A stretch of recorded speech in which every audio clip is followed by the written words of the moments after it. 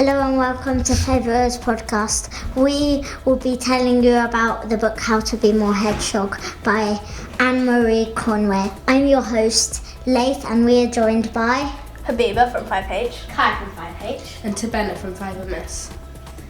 So, this book is about a girl called Lily who's finding it hard at school and has a stammer. Her old teacher left and her new one doesn't really understand her stammer. She has to do a presentation, but her friend stops her and takes over because she can't say dolphin. Her dad tells her to stand up for herself and be more like a hedgehog. Now we're going to read a part of the book where Mia and Lily are going to do the presentation. How are you two getting on? Really good. Says Mia. We're doing our project on the impact of plastic on the in the oceans. Lily's brilliant at research. She knows loads already, and I'm in charge of the presentation. Well, dividing up the tasks is one way of doing things, but sharing them would be even better. But make sure you do some research, Mia. And Lily, I'd like you to present at least one part of the project. But Lily wants me to present it, don't you, Lily? She doesn't want to do any of the talking.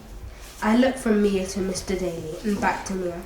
I'm not sure I want her to do all the talking while I hide behind a computer screen like a frightened kitten.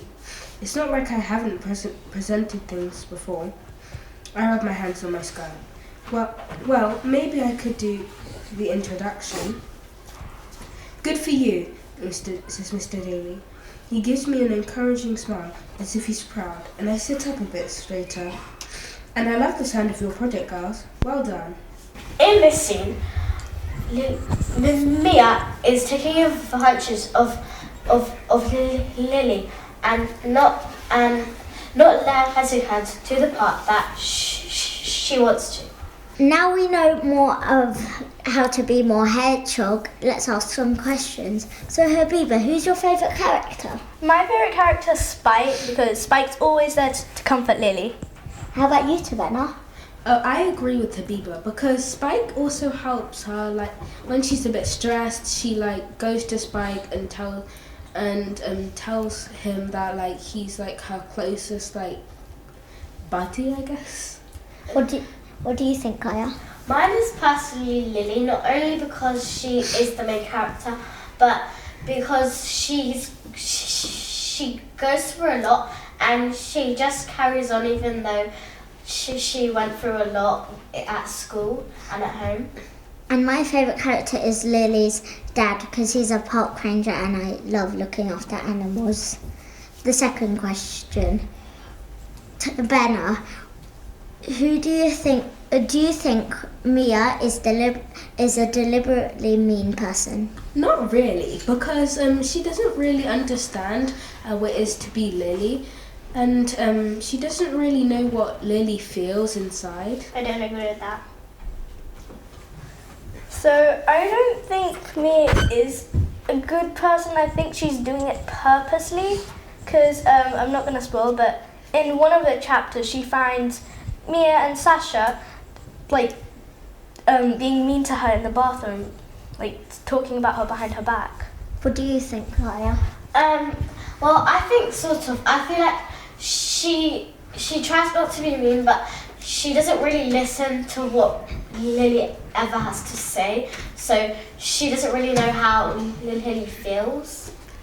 And I think Mia is mean because she tries to overtake and interrupt Lily even though she's trying her hardest to talk. And the next question is, Kaya, do you think Lily's mum was supportive? I think she was, but she was a bit, again, not really listening to what she had to say. Lily should be able to go to her and tell her how she feels, but if she can't, then she can't trust her mum, and that's not good. How about you, Tabena? I think kind of, because like sometimes, as Kaya said, she doesn't really like listen, but also Lily can talk out her problems with her if she wanted to though. And what do you think, Habiba? As Kaya said, Lily doesn't really feel that she can talk to her, so I don't think that she is a good mum. And I think that Lily's mum is supportive because, I don't want to spoil, but in one of the chapters, Lily's mum does try to encourage Lily to tell her what's happening at school, but Lily does not say. Okay, on to the next question. Habiba, what do you think about her new teacher, Mr. Daly? I do like Mr. Daly, but I think he's a bit too fast for her pace. How about you, Kaya? I agree with her, Bieber, but I think like he again sort of rushes her and sort of butts in when she's trying to talk. But he was really supportive, like when Mia was being mean, and like he kept on asking her if she's okay. What do you think, Savannah? I think he like says that you should do something like things like quickly, which Lily says that in the book like she doesn't really like, and also I think he's like a bit like Mia, not in the same way, but as like he doesn't really understand what it's like to be her. Like he doesn't understand that sometimes she needs a bit of time. He does try help though, doesn't he? Yeah, he does. So. I agree with Kaya because he's trying to rush her and he's not that supportive. And the next question is, what is your favourite scene? Habiba. My favourite scene was the scene in the bathrooms because it was like it had a lot of drama. How about you, Tabena? My favourite scene is kind of near the end of the book, but I don't want to really spoil it, but it's where they do the presentation. Kaya? My favourite scene is the same as Habiba's, because she figures out that Mia and Sasha aren't as good friends as she thinks they are. And my favourite scene is the same as Tabena's, where the presentation is like nice to see what happens, but I will not spoil.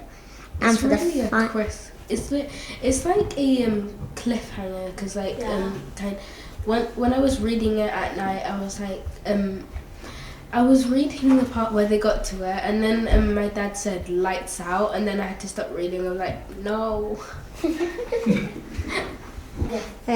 Habiba, did you like anything else about this book?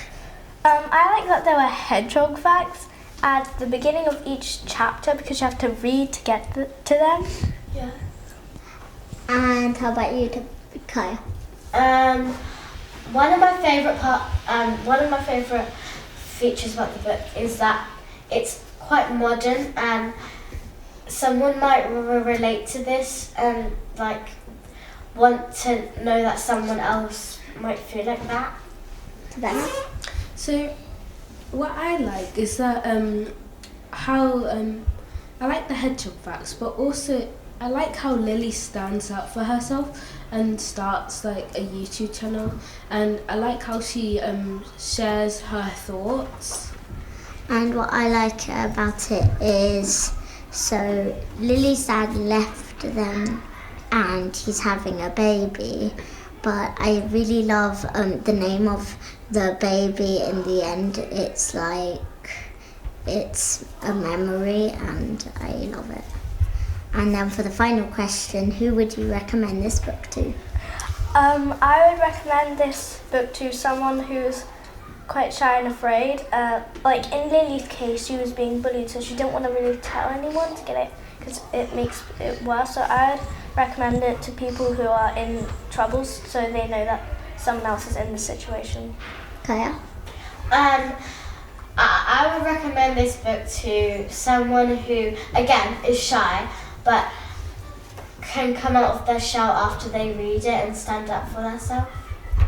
I would recommend it to someone who's like lost for courage and like, because they could step up and start their own like thing. They could like ask their friends for some help if they needed it, and then they could gain courage.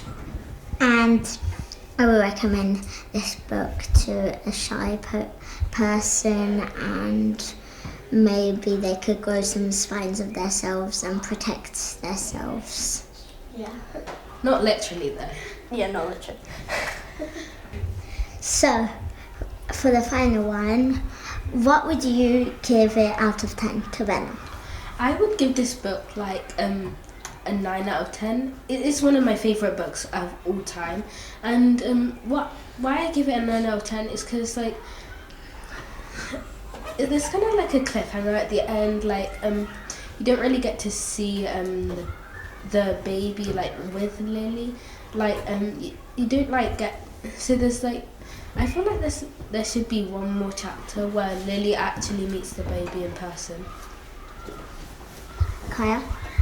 Out of 10, I would give it a 10. Not only because I just would, but because it's a really good book, and some of the parts I can relate to because I've got a stammer myself, and I just really like it that it's got someone who's like me that I know.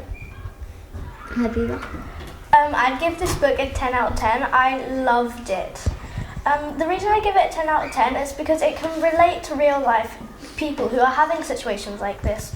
And I really like that it shows that they can do what they want to and then just tell the world who they are. And I would give it a 10 also because it tells you that even if you're different, you can make a difference. And that's it. But luckily this is a Spark book, so you can buy it and vote for it. That's the end of February's reading podcast. We'll see you soon. Bye.